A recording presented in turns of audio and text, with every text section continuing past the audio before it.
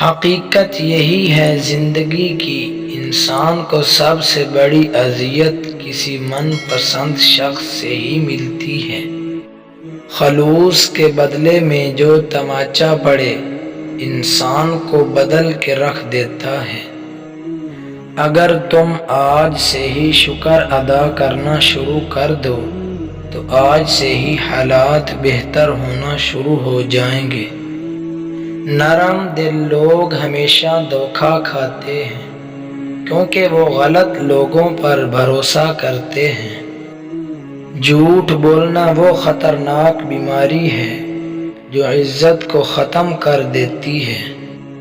اگر کوئی تمہیں چھوڑ جائے یا تم سے منہ پھیر لے تو کبھی پریشان نہ ہونا، کیونکہ ممکن ہے کہ تمہاری اس دعا کا نتیجہ ہو جو کبھی تم نے مانگی تھی کہ اے اللہ ہر اس چیز کو دور کر دے جو میرے حق میں بہتر نہیں ہے۔